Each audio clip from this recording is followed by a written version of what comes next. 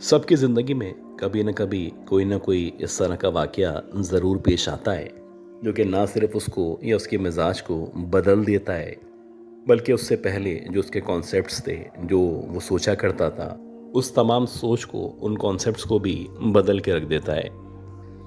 ये कहानी फ़ाहद साहब की कहानी है और ये कहानी 2001-2002 की कहानी है।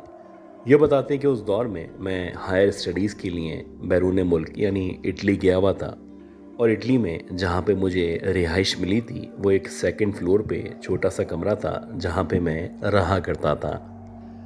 सच्ची बात यह कि क्योंकि मेरा जो बजट था वो कम था और इसीलिए मैंने एक ऐसी जगह का रहने के लिए इंतखाब किया था जहाँ पे मुझे कम से कम पैसे देने पड़े और मैं वहाँ पे रह के स्टडीज़ के साथ साथ जॉब की तलाश कर सकूँ।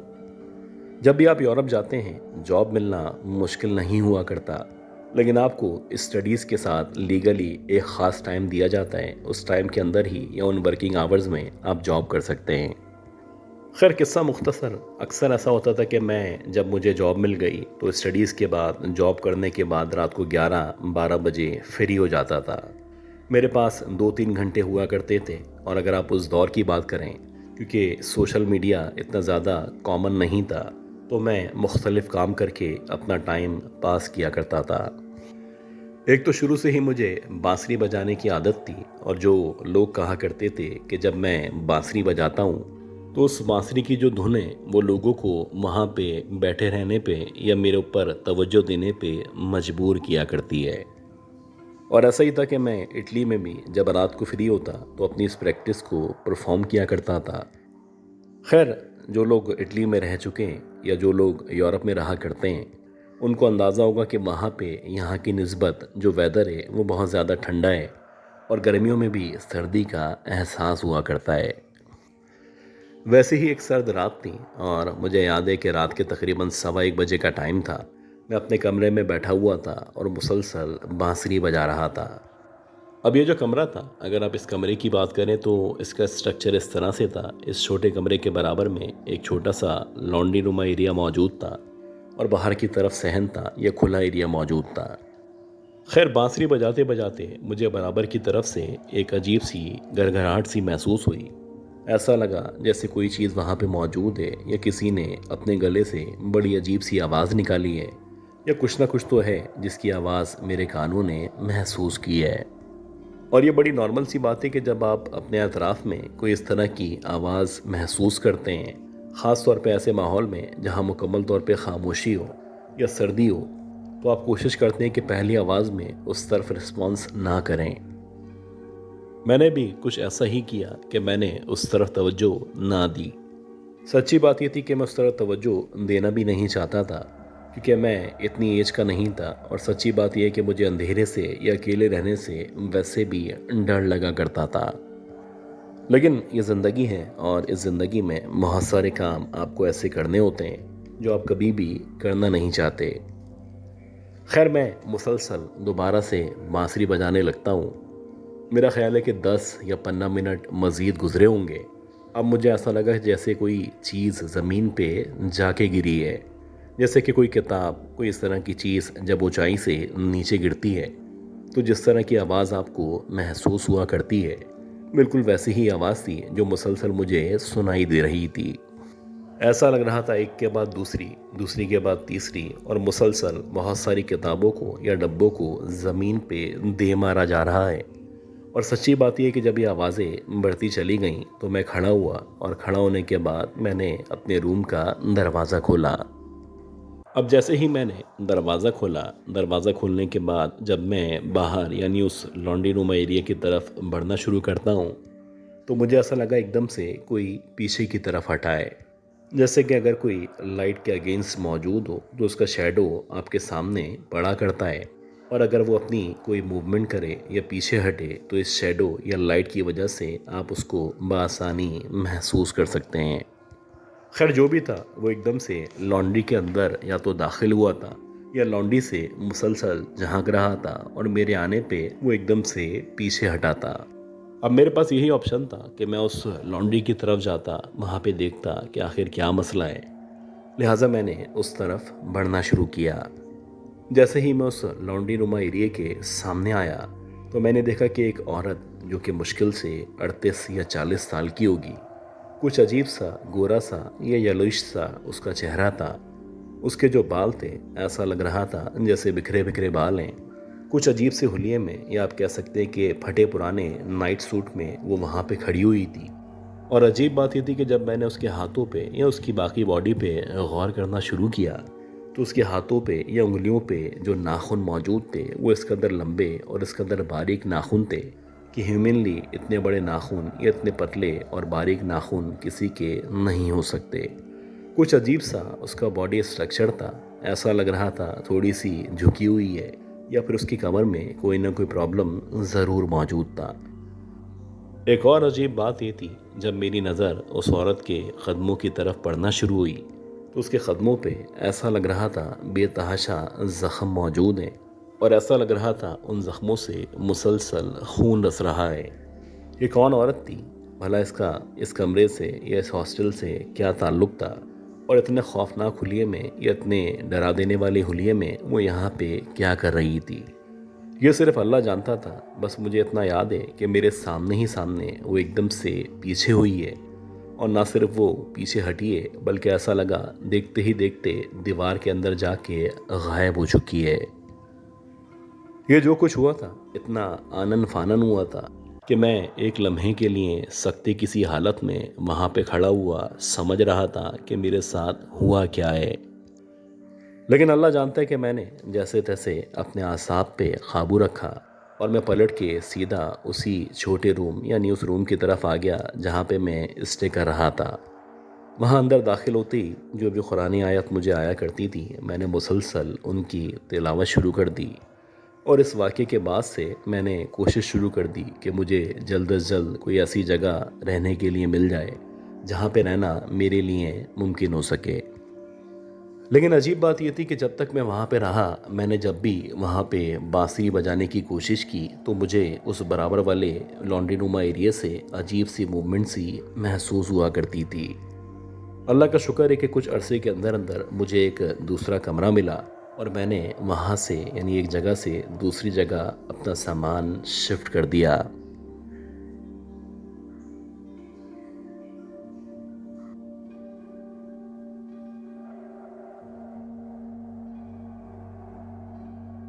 मेरा नाम अबरार ख़ान है और मैं सक्कर का रहने वाला हूँ। गुज़िश्ता तकरीबन 50-55 सालों से मेरे जो आबा व अजदाद हैं या मेरे जो वालदैन थे वो यहाँ पे ना सिर्फ आबाद हो गए थे, बल्कि शुरू में हम लोगों ने यहाँ पे एक फ्रूट का या आप कह सकते हैं कि मर्चेंडाइजिंग का बिज़नेस शुरू किया था।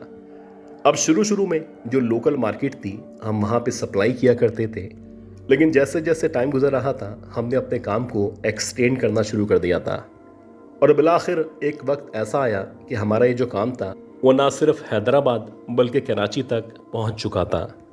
और ये जो कहानी मैं आपके साथ शेयर करने वाला हूँ ये 1998-99 की कहानी है, और इत्तफाक से उस रात 27 दिसंबर था। आमतौर पे हमारी कोशिश होती थी कि जो भी कराची के अंदर माल भेजना है तो हमने ड्राइवर रखे हुए थे, हमारे पास गाड़ियाँ मौजूद थीं, लेकिन आप कह सकते हैं कि कभी कभी कुछ इस तरह के इत्तफाकात होते हैं कि जब आपको वो काम भी करने होते हैं जो कि आम तौर पे आप अपने मज़दूरों से, अपनी लेबर से करवाया करते हैं।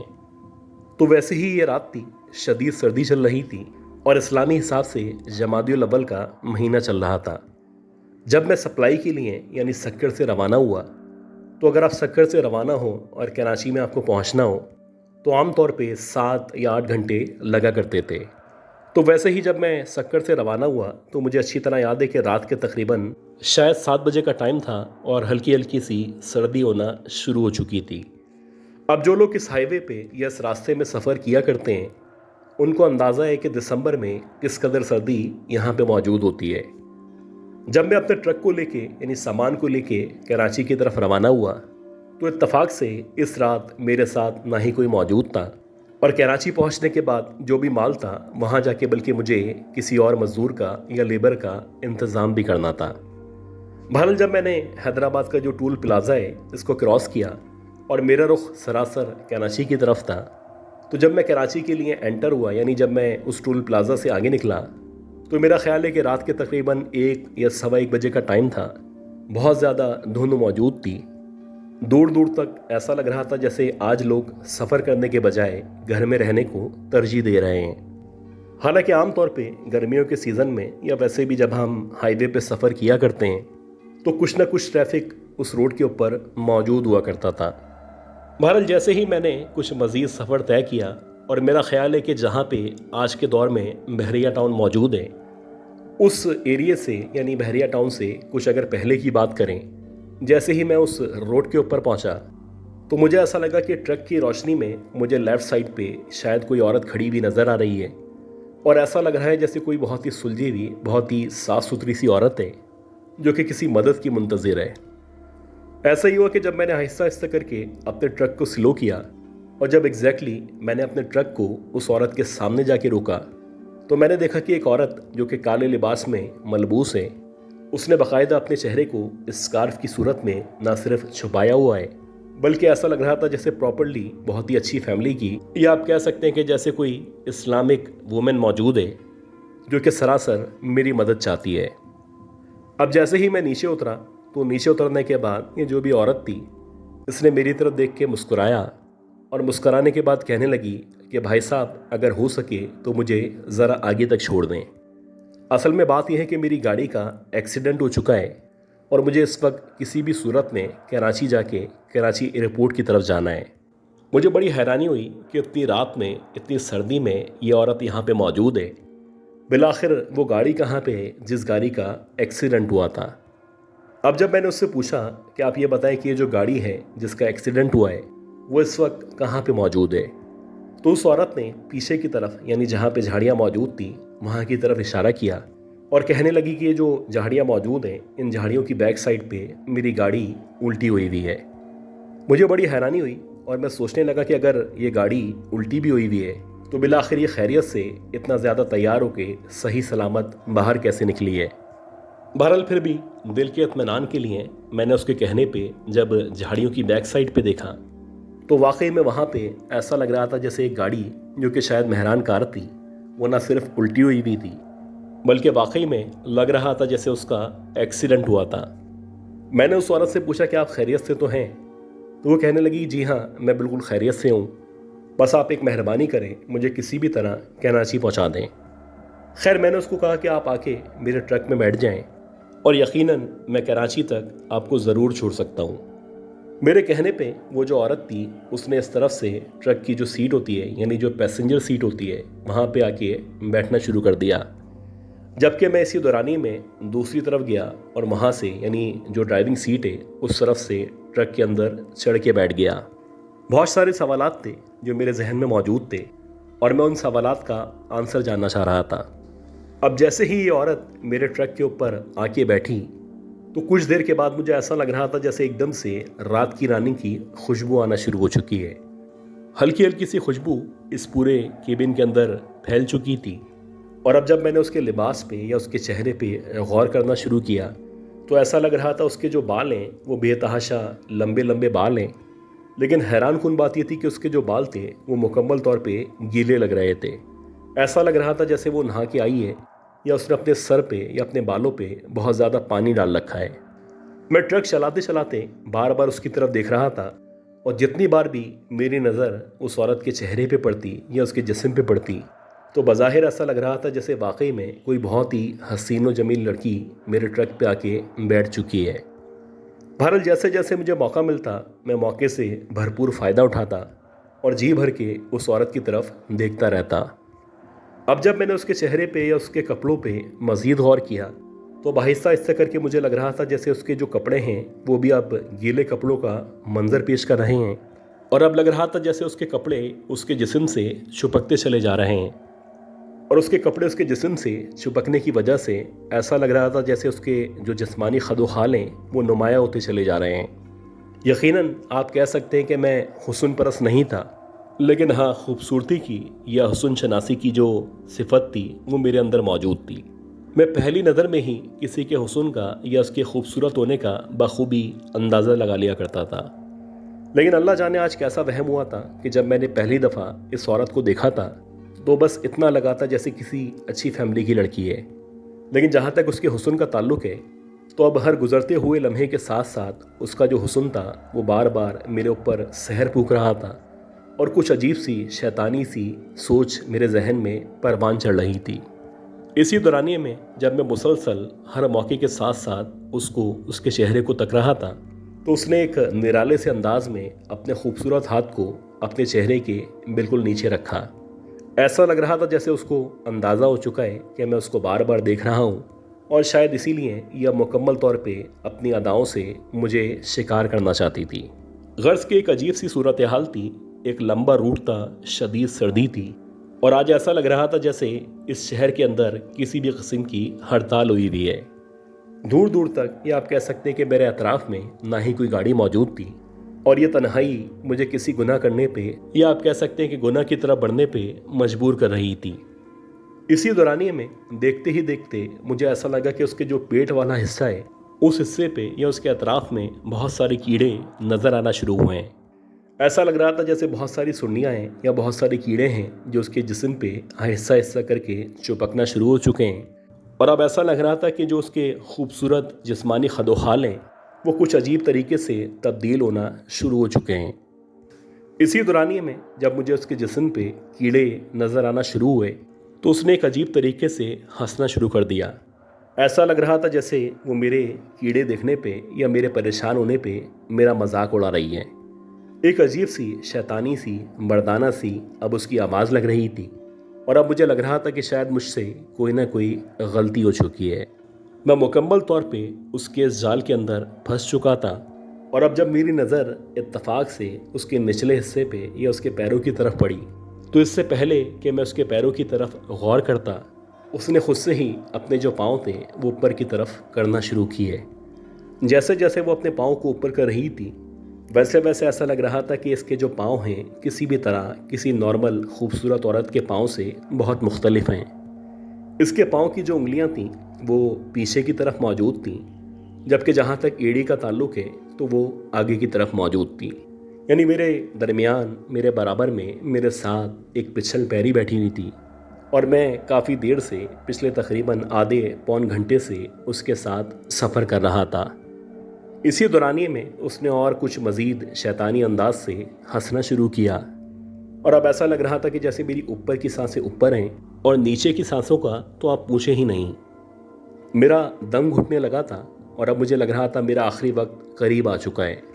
लेकिन एक चीज़ थी, मैंने अपने बड़ों से सुना था कि जब कभी भी इस तरह की सूरत हाल का सामना हो तो आपको जो भी कुरानी आयत आती है उसकी आपको तिलावत करनी है और ख़ास तौर पे ड्राइविंग करते हुए अपने आसाब पे काबू रखना है। तो वैसे ही मैंने अपने आसाब पे काबू रखा और अगले ही लम्हे मैंने एकदम से जो ब्रेक था उसको प्रेस कर दिया। जैसे ही ये ब्रेक लगा एकदम से ये जो ट्रक था झटके के साथ ना सिर्फ रुका बल्कि मैं बाकायदा सामने जो शीशा मौजूद था उस शीशे को तोड़ता हुआ एकदम से रोड के ऊपर जाके गिरा। और हैरान कुन तौर पे जब मैं रोड के ऊपर जाके गिरा तो ये अल्लाह की मदद थी कि मेरा सर नीचे लगने के बजाय मेरा जो पाँव था या मेरे जो हाथ थे वो ज़मीन से टकराए और मैंने किसी भी तौर अपने आप को बैलेंस कर लिया। उसके बाद मुझे इतना याद है कि मैंने आगे की तरफ यानी कराची की तरफ भागना शुरू किया है और जितनी भी कुरानी आयत मुझे आती थी मैं मुसलसल उनकी तिलावत कर रहा था।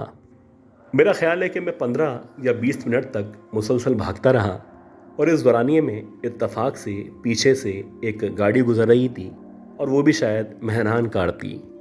अब जैसे ही वो गाड़ी मेरे बिल्कुल करीब आई तो उस आदमी ने इस गाड़ी को रोक दिया। खैर जब उस मेहरान वाले ने अपनी गाड़ी को रोका तो उसके रोकने के बाद मैंने जैसे तैसे हाँफते काँपते उसको सारी की सारी सूरत हाल से आगाह किया। अब मेरी बात सुनने के बाद वो जो साहब थे पहले उन्होंने मुझे रिलैक्स किया। उनके पास एक पानी की बोतल मौजूद थी, उन्होंने मुझे पानी पिलाया और कुछ देर के बाद यानी 10 या 15 मिनट वहाँ पे गुजारने के बाद वो साहब खुद आयतुल कुर्सी पढ़ते हुए मुझे अपने हमरा लेके वापस उसी जगह पे आए जहाँ पे मेरा ट्रक मौजूद था।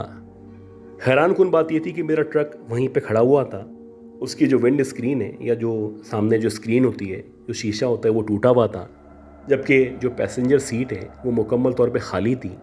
लेकिन हाँ, वही रात की रानी की खुशबू वहाँ से मुसलसल आ रही थी।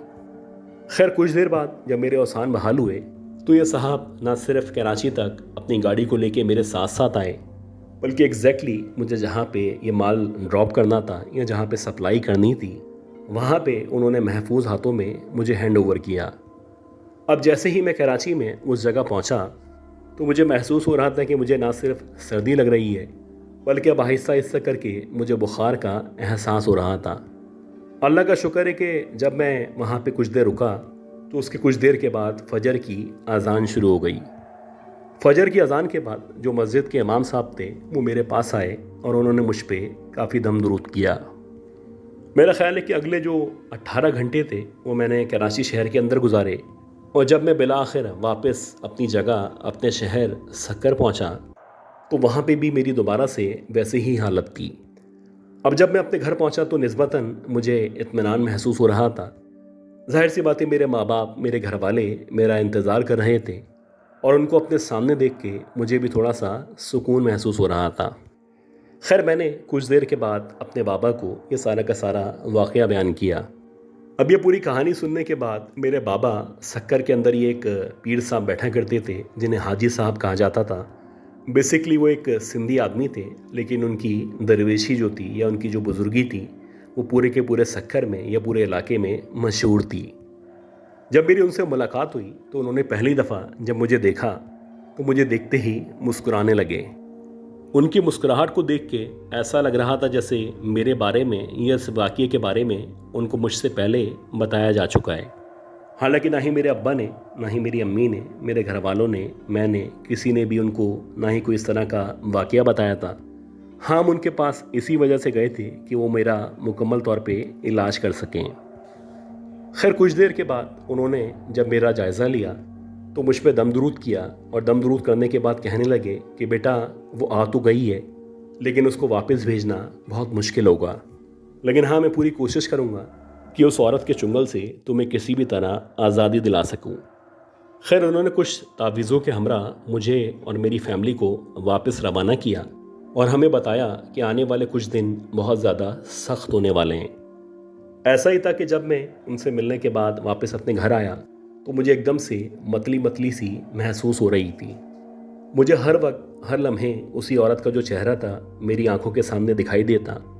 मुझे हर कुछ देर के बाद वो रात की रानी की खुशबू न सिर्फ महसूस होती, बल्कि ऐसा लगता वो औरत मेरे अतराफ़ में मेरे बहुत ही करीब मौजूद है।